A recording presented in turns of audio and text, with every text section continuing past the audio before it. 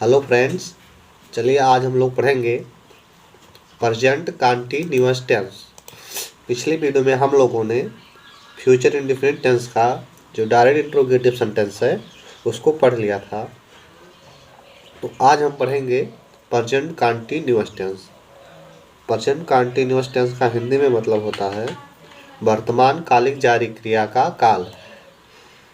यानी कि इस काल का मतलब होता है कोई भी काम चल रहा है, यानी जारी है, जो करता है उस काम को अभी कर रहा है।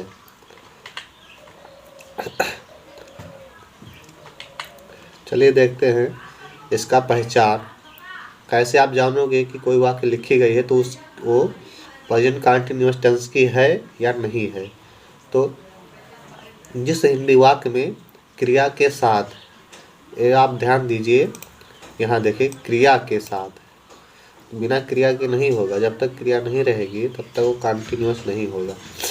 तो देख लीजिए, जिस हिंदी वाक्य में क्रिया के साथ रहा है, रहे हैं, रही है, रहा हूँ, रही हूँ, तो 5 शब्द।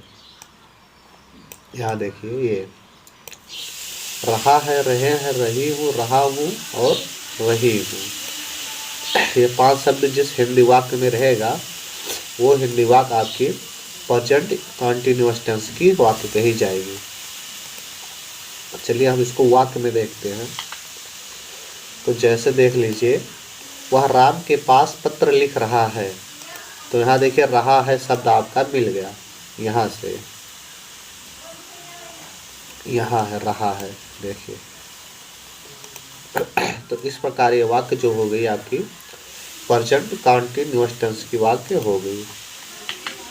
फिर दूसरी वाक्य में देखते हैं, लड़के मैदान में खेल रहे हैं। तो यहाँ रहे हैं पूरी वाक्य से नहीं पहचाना जाता है कि ये किस टेंस की है। बस केवल वाक्य के अंत में जाइए और क्रिया देखिए, क्रिया के बाद क्या शब्द है। तो क्रिया के साथ यहाँ देखिए रहे हैं आ गया, तो ये हो गया आपका प्रेजेंट कंटीन्यूअस टेंस। फिर देख लीजिए, इसमें यहाँ लिखा है मैं एक पत्र लिख रहा हूँ। तो यहाँ रहा हूँ आ गया, ये भी वाक्य आपकी हो गई प्रेजेंट कंटीन्यूअस टेंस की। फिर देख लीजिए, वह गाना गा रही है। यहाँ रही है आ गया, ये भी होगा आपका प्रेजेंट कंटीन्यूअस टेंस। अब चलिए हम इसके अनुवाद करने का नियम देखते हैं। ऐसे वाक्यों का अनुवाद हम लोग कैसे करेंगे इंग्लिश में। तो ये जो उपरोक्त वाक्य लिखी गई है, ये 4-5 वाक्य, ये सब, इसका अनुवाद करने के लिए हम लोग को सबसे पहले सब्जेक्ट लिखना है। तो सब्जेक्ट आपका सिंगुलर भी होता है और प्लूरल भी होता है। तो यहाँ देख लीजिए, जब सब्जेक्ट सिंगुलर नंबर रहेगा, सिंगुलर सब्जेक्ट के साथ आपको लगाना है इज का प्रयोग। देखिए, जब सब्जेक्ट सिंगुलर नंबर रहेगा तो आप इज लगाएंगे, और जब सब्जेक्ट प्लूरल नंबर रहेगा तो आपको आर का प्रयोग करना है।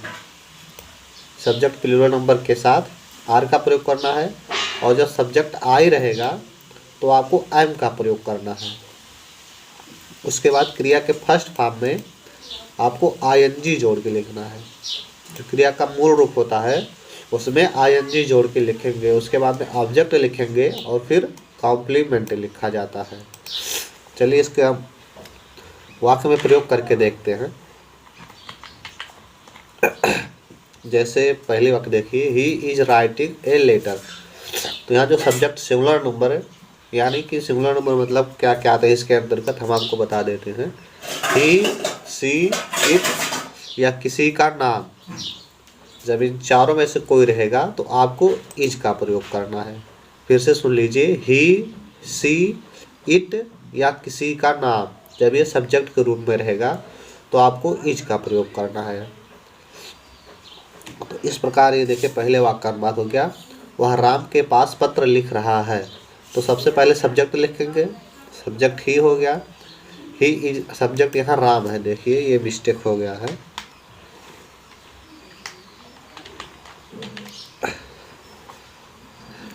नहीं, सब्जेक्ट वह है, ठीक है, वह ही है इसका सब्जेक्ट।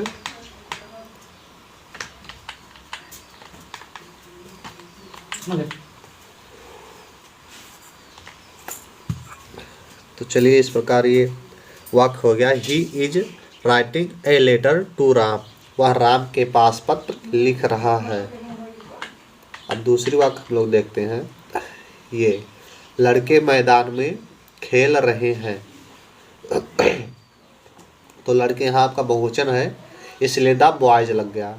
अब यहाँ देखिए सब्जेक्ट प्लूरल नंबर के साथ आपको क्या लिखना है, आर का प्रयोग करना है। सब्जेक्ट प्लूरल नंबर के साथ आर का प्रयोग करना है, तो इसलिए यहाँ क्या हो गया, आर हो गया। क्यों? क्योंकि जो द बॉयज लिखा है बहुवचन है, तो द बॉयज आर। अब देखिए क्या कर रहे हैं, खेल रहे हैं। तो यहाँ जो खेल रहे हैं क्रिया का कंटिन्यूअस फॉर्म लिखा जाएगा, यानी कि क्रिया के फर्स्ट फॉर्म में आईएनजी जोड़ के लिखा जाएगा। इसलिए यहाँ क्या लिखा गया, प्ले मतलब होता है खेलना, और आईएनजी यहाँ जोड़ा गया, तो क्या हो गया इस प्रकार, प्ले। तो that boy are, the boy are playing, खेल रहे हैं। उसके बाद में कहाँ खेल रहे हैं, मैदान में। तो इसकी अंग्रेजी हो गई इन द फील्ड। चलिए अब अगली वाक्य देखते हैं हम लोग। ये मैं एक पत्र लिख रहा हूँ, इसका अनुवाद क्या होगा। सबसे पहले सब्जेक्ट लिखेंगे, तो सब्जेक्ट इसका मैं है, यानी आई हो जाएगा इसकी अंग्रेजी, तो आई हो गया। और यहाँ देखिए, यहाँ जब सब्जेक्ट आपका आई रहेगा तो आपको एम का प्रयोग करना है। तो यहाँ देखिए आई एम हो गया, इसीलिए यहाँ एम लिखा गया है। इसके बाद क्रिया के फर्स्ट फॉर्म में आईएनजी जोड़ के लिखेंगे, तो राइट मतलब होता है लिखना। यहाँ देखिए लिख रहा हूँ, तो राइट मतलब होता है लिखना, और राइटिंग माने लिख रहा हूँ। तो लिख रहा हूँ हो गया। उसके बाद में क्या लिख रहा हूँ, पत्र। तो पत्र की अंग्रेजी हो गई ए लेटर। इस प्रकार ये वाक्य हो गई पूरी, I am writing a letter. फिर चलिए अगली वाक्य का अनुवाद देखते हैं हम लोग, इस वाले का।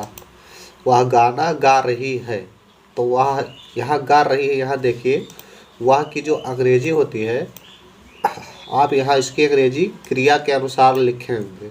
अगर क्रिया रही है तो इसका मतलब लड़की, यानी कि सी लिखेंगे। अगर रहा है तो आपका लड़का यानी पुल्लिंग का बोध कराएगा, तो ही लगाएंगे। तो यहाँ देखिए रही है, तो इसलिए हम लगाएंगे सी। कर्ता सिंगुलर नंबर के साथ आपको लिखना है इज, तो आप यहाँ लिख दिए इज। उसके बाद क्रिया के फर्स्ट फॉर्म में आईएनजी जोड़ के लिखेंगे। तो गा रही है, तो सिंग मतलब होता है गाना, और आईएनजी जोड़ दिए तो गा रही हो गया ए सॉन्ग। इस प्रकार ये वाक्य हो गई पूरी। अब देखिए कभी कभी क्या होता है, कोई वाक्य आ जाती है तो उसमें ऐसे वाक्य आ जाती है, जैसे राम बिस्तर पर लेटा है, या वह मैदान में खड़ा है। तो ऐसी वाक्य भी आपकी हो गई। प्रेजेंट कंटीन्यूअस टेंस की भी होती है। यहाँ भले आप देख रहे हैं लेटा है ये लिखा गया है, लेकिन ये वाक्य भी आपकी प्रेजेंट कंटीन्यूअस टेंस की है। इसके लिए हम आपको अलग से वीडियो बना के दे देंगे।